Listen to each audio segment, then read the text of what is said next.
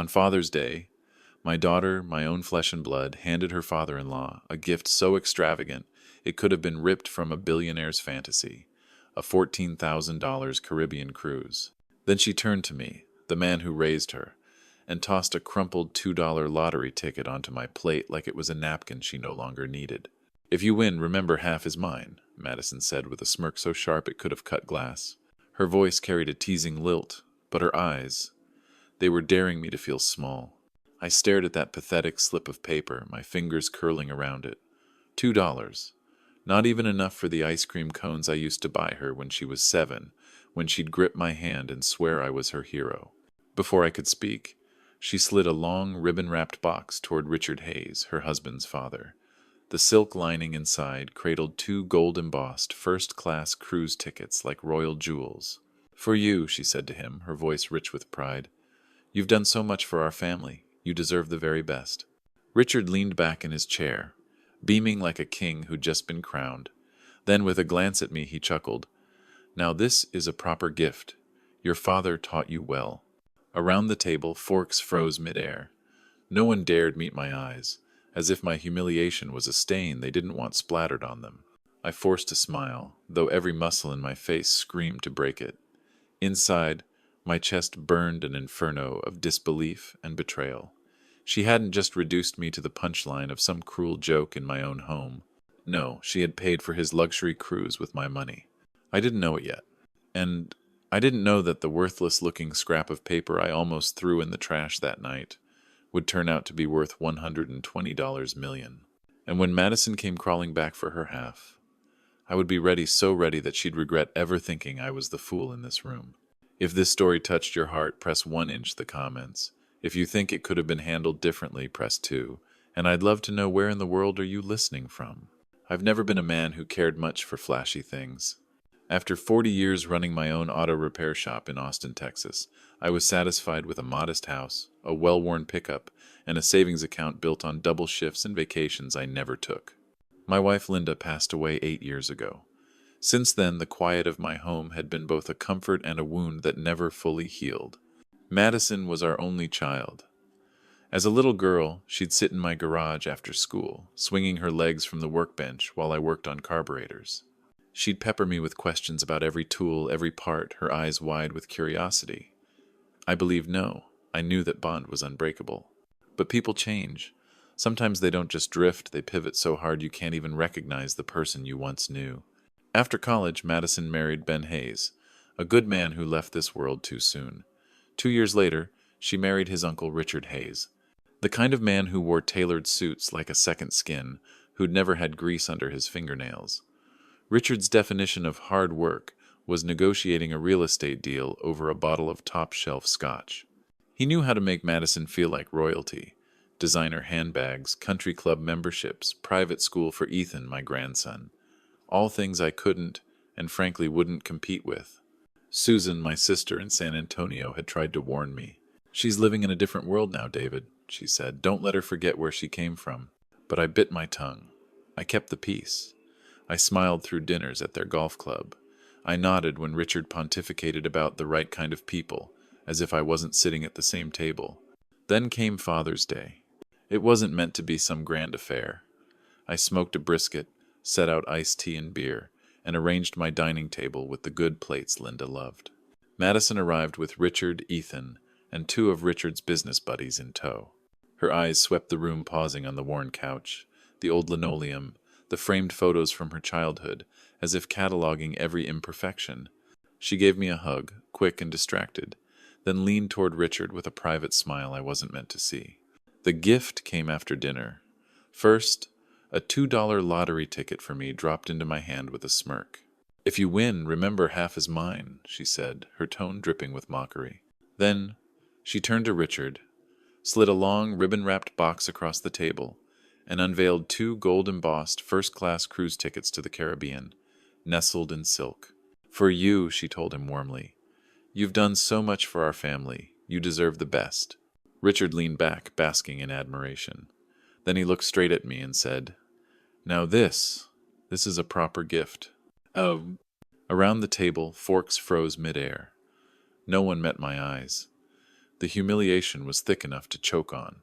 I forced a smile. Inside, something detonated. She hadn't just insulted me in my own home, she had bought his $14,000 cruise with my money. That fact would hit me later when I saw the charge tucked neatly between my utility bills and grocery receipts. It wasn't a gift. It was theft dressed in silk. I remember the clinking glasses as they toasted Richard's generosity, Madison's laughter ringing above the low hum of conversation. I remember looking at that ticket in my palm, thinking it was worth less than the insult it carried. But I kept it, not out of hope, just habit. You don't toss things in front of company. That night, when the house was empty and the dishes sat cold in the sink, I poured myself a cup of coffee and stared at that ticket under the kitchen light. The brisket bones were still on the plates, the air still thick with smoke and something bitterer. The house felt cavernous, like someone had taken a chunk of my life and walked out with it. If I'd known what was coming, I might have felt something other than betrayal. But instead I just sat there, wondering when my daughter had stopped being my little girl and started seeing me as something disposable. A week later, the smell of Father's Day brisket was just a memory, the dishes stacked neatly away, and the fake laughter from that night had faded into a sour aftertaste I couldn't shake. It was Thursday morning. Sunlight poured through my kitchen window, cutting across the counter and landing on the stack of mail by the coffee pot. I took my usual seat, opened my laptop, and pulled up my bank statement. It's a ritual I've kept since the first day I opened an account, 40 years of habit drilled into me from running my own auto shop. Men like me don't leave our money to chance. At first, everything was ordinary. Gas station, grocery store, electric bill. Then my eyes caught a line item that made the coffee in my mouth turn bitter. Premium Travel Services. 14,237,5. The date, 3 days before Father's Day. I froze. The number didn't make sense. My hand tightened around the mug until I thought it might crack. I read it again, slower this time, as if it might magically change. It didn't. $14,237.50. I hadn't booked travel in years, hadn't even been on a plane since Linda's funeral. My thumb hovered over Madison's name in my phone. I couldn't remember the last time I'd called her about money. She answered on the third ring. "Hey, Dad," she said, casual, like nothing in the world could be wrong. "Madison," I began, slow and deliberate. "I'm looking at my bank statement. There's a charge for over $14,000 to Premium Travel Services." Silence. Then a quick laugh light, dismissive, the kind that says you're overreacting. "Oh, that! I bought Richard the cruise. He deserves something nice for once." Her words hit me like a wrench to the ribs. "You took $14,000 from my account without asking?" "I didn't take anything, Dad. It's family money." Her voice shifted, firm and defensive now. "You weren't going to use it. It was just sitting there." I felt my jaw tighten. "Madison, that's theft." "It's not stealing when it's family," she snapped, as if saying it made it true. "Richard has always been there for us financially. He's shown us what generosity looks like, what success looks like. You just sit on money and call it saving." My chest burned. "I'm your father. I worked double shifts for your tuition. You did what fathers are supposed to do," she cut in, her tone sharp enough to draw blood. "Richard's the one who's gone above and beyond. He knows how to take care of people." I sat there, stunned, her words gutting years of sacrifice and twisting them into some bare minimum obligation. "Dad, are you still there?" she asked, almost impatient. "I'm here," I said, my voice low. "Look, you're blowing this out of proportion. We'll pay you back, maybe by Christmas," she said, like she was offering to cover lunch. "Anyway, I have to go. Richard's waiting." The line went dead. I stared at the phone, my hand trembling not from age but from rage. I thought about the little girl who used to curl up in my lap while I read bedtime stories, the teenager who clung to me the night her mother died, the young woman who once told me I was her hero. That person wasn't on the other end of the line. I called my sister. She picked up on the first ring. "David? What's wrong?" "She stole from me," I said flatly. "What?" "14,000. For a cruise. For Richard." There was a long pause, then a sharp intake of breath. "Oh my God." "Oh." She called it family money. Said I wouldn't have spent it anyway. "David, listen to me. You need to cut her off. Close the account. Change everything. Today." I rubbed my forehead. I never thought I'd have to protect myself from my own daughter. She's not the same person anymore, Susan said quietly, and you can't keep giving her the power to hurt you. That night, I sat at my kitchen table, the glow of my laptop screen lighting the room. I opened my online banking, scrolled to authorized users, and there it was Madison Miller. I'd added her after Linda died, thinking it would protect me in an emergency. It had never crossed my mind that she might use it to rob me. I didn't revoke it that night. Not yet. Shock still had me in its grip, cold and heavy. But something in me had shifted. The trust was gone. And I knew one thing with absolute certainty. This wasn't over. Not by a long shot. The next morning I was standing at the doors of Lone Star Bank before the first key even turned in the lock. The branch manager, a man in his 50s with a politician's smile and a handshake that felt like it had been practiced in a mirror, greeted me warmly. "I need to remove an authorized user from my account," I said. My tone was calm, but my jaw was tight enough to crack a molar. Effective immediately. "Of course, Mr. Miller. May I ask the reason?" "She's been making withdrawals without my permission." I kept my voice even, but the words landed like cold steel. 15 minutes later, Madison's name was gone. New passwords, two-step authentication linked to my phone only. Security questions only. I could answer things no one could guess from a Facebook bio. When I stepped back into the Texas heat, I didn't feel happy. I didn't feel relieved. I just felt certain. Certain I had finally closed a door that needed closing. That certainty lasted 3 hours. My phone buzzed as I ate lunch. Facebook notification. Madison had posted a long, tearful status. "Having to write this breaks my heart, but my father has decided to cut me off from what has always been our family's money. After years of me being there for him, helping him through Mom's death, managing his affairs when he couldn't, he suddenly decided I'm not worthy of his trust. All because I bought Richard, a man who has been more of a father figure to our family than anyone, a gift with money that was just sitting unused in an account. I never thought my own father could be so selfish and cruel."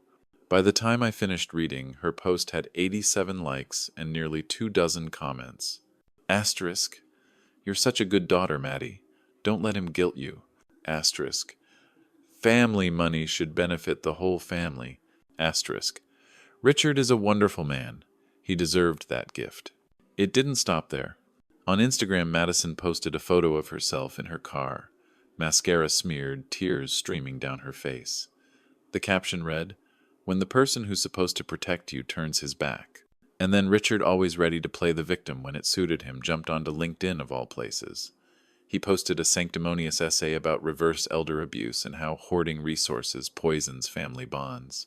His sycophant colleagues reposted it with comments about entitled older generations and the importance of generosity.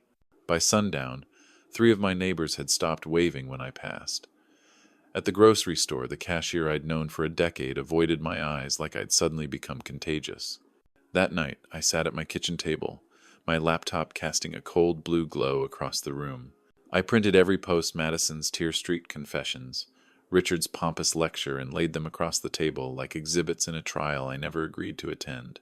To anyone reading her side, I was a greedy old man, cutting off his daughter for being generous, a miser, a villain. Not one of them knew she had stolen that money. Not one of them knew that the gift she'd tossed me, a crumpled $2 lottery ticket, was bought with the very money she drained from my account. The ticket was still sitting on the counter, wedged against the wall beside the coffee maker, gathering dust like some pathetic reminder of the insult. I almost threw it out right then. Almost. But my hand stopped halfway to the trash. Habit, maybe, or maybe some quiet instinct that told me I wasn't done with it yet. I slipped it into the top drawer of my kitchen desk, under a stack of unpaid bills and grocery coupons, and closed the drawer gently. I didn't know it then, but that little slip of paper, the one I nearly tossed, was about to rewrite everything.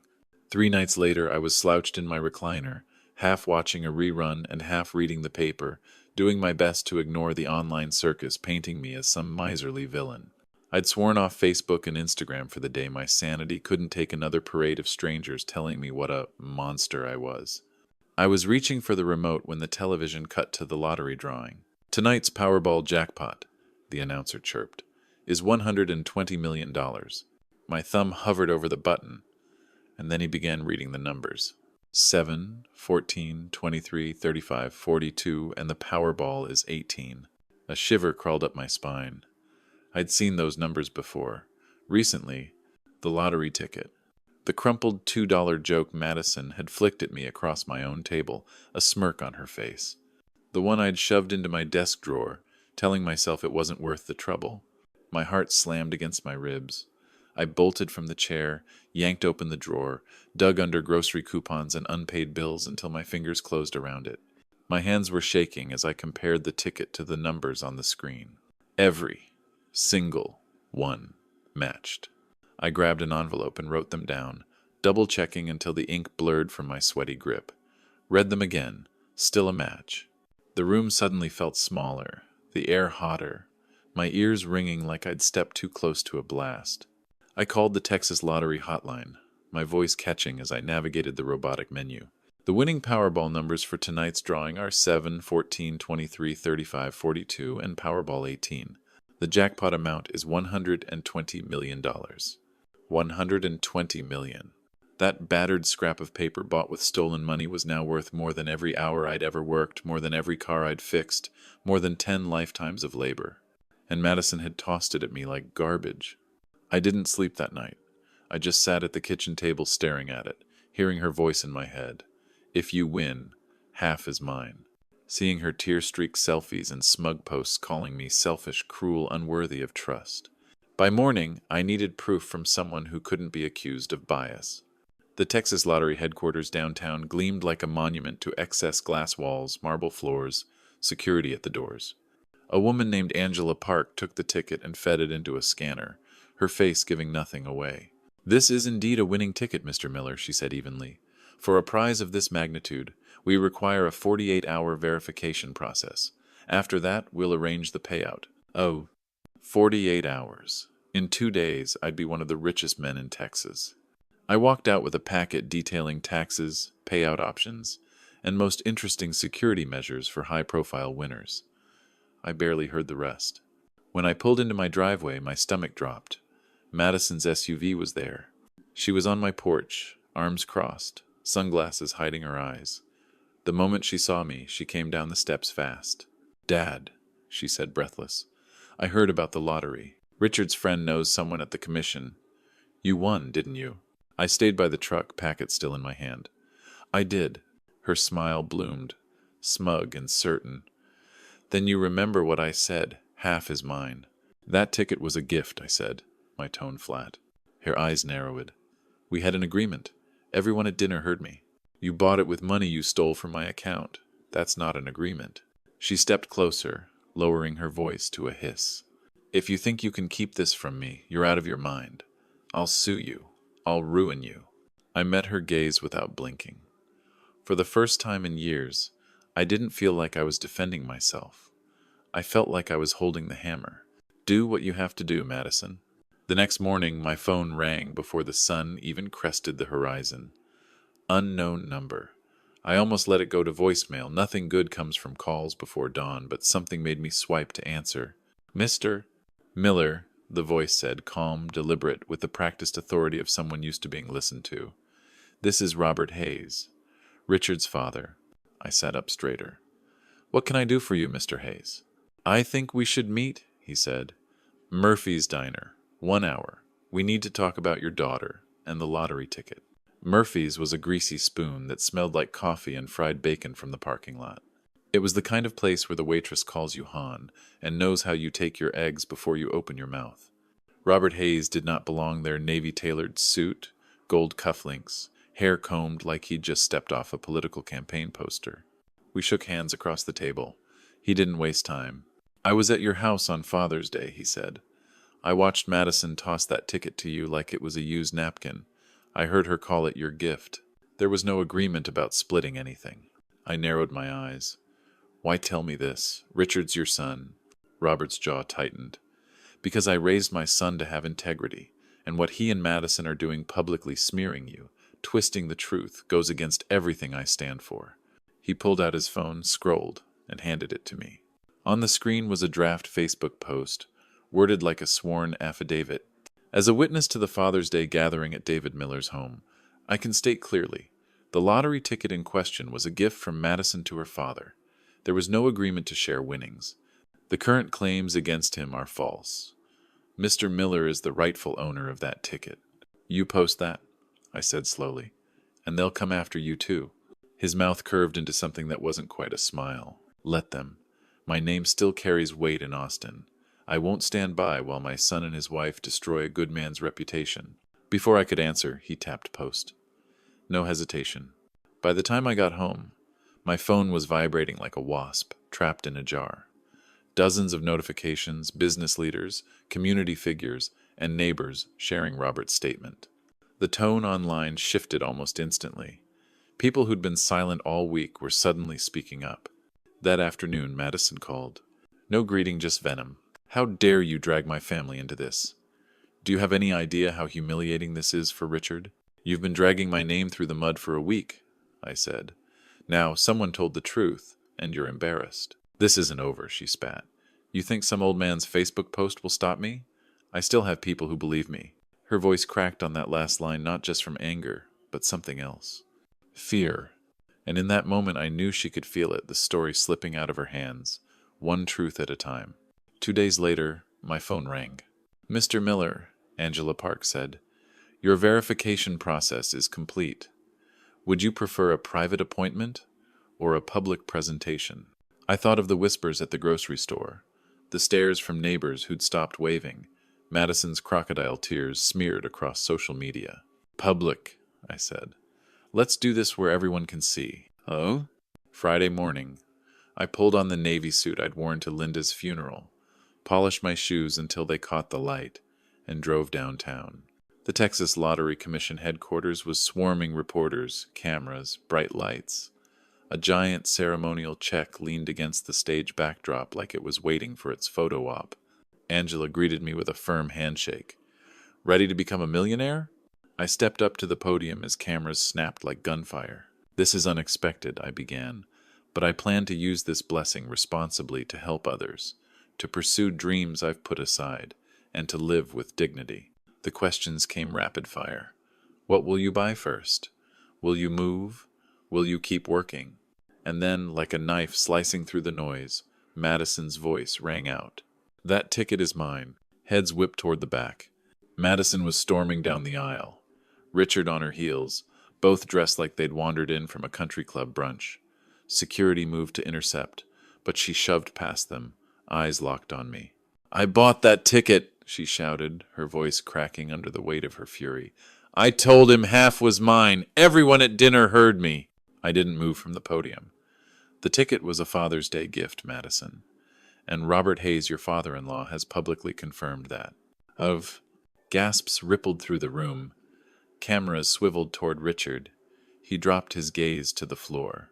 You're a liar, she hissed. You've turned everyone against me for money. No, I said, my voice carrying across the room, steady as stone. I've stopped letting you take what isn't yours, my money, my dignity, my peace. The reporters pounced. Mrs. Hayes, do you have proof of your claim? Did you purchase the ticket with your own funds?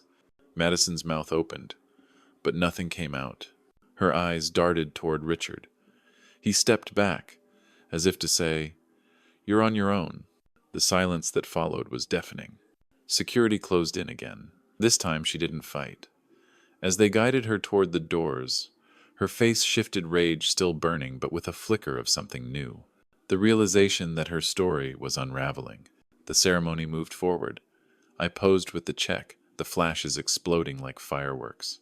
And when it ended, I walked out into the Texas sun with documents in my hand, confirming what I already knew. I was the sole owner of a $120 million jackpot. She was waiting in the parking lot, alone now. Her makeup was smudged, her dress creased like she'd slept in it. Dad, she said softer this time, we need to talk. I didn't open the truck door. About what? Our house is in trouble, she admitted. Richard's business is tanking. We're behind on the mortgage. If you could just, she swallowed, $2 million would save everything. You'd still have over 100 left. I shook my head. You stole from me. You lied about me. You tried to take what wasn't yours. I'm not rewarding that. Her voice hardened. So you're just going to let your daughter lose her home? You need to learn to solve your own problems, I said quietly. Her eyes narrowed into slits. Fine, but don't expect to see me at Christmas. Don't expect Ethan to visit. When you die, you'll be alone. I met her glare without flinching. If keeping my self-respect means being alone, I'll take it. She spun on her heels hammering the pavement, and drove off without another word. I stood there for a long moment, the sun warming my face, the giant check propped against my truck. And for the first time in years, I felt completely, utterly free. 3 months later, the Austin house was stripped bare. Movers carried the last box out to the truck while I stood in the living room staring at my phone. Madison's name glowed on the screen. For a long moment, I just watched it ring. Then I tapped block contact. Some bridges, once burned, aren't meant to be rebuilt.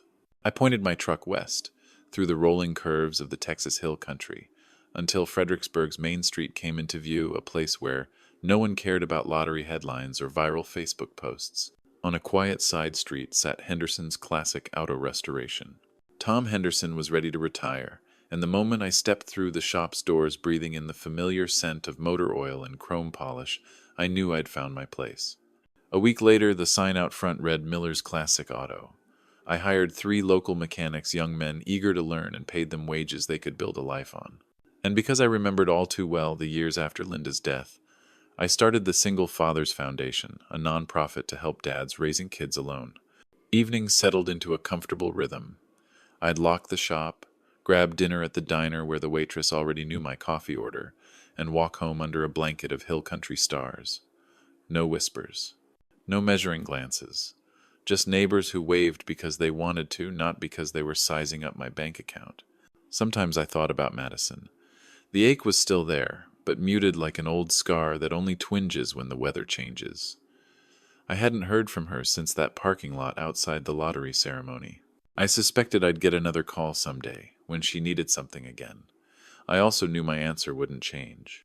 In my office, framed in simple black, hung the coffee-stained, wrinkled lottery ticket, not as a trophy, not as a monument to luck, but as a reminder. The most valuable things in life often arrive looking like worthless scraps, and the hardest lessons are wrapped in betrayal. Money hadn't changed me. It had stripped away the chains of obligation, of manipulation, of the desperate need to be loved at any cost. And that freedom was worth every penny.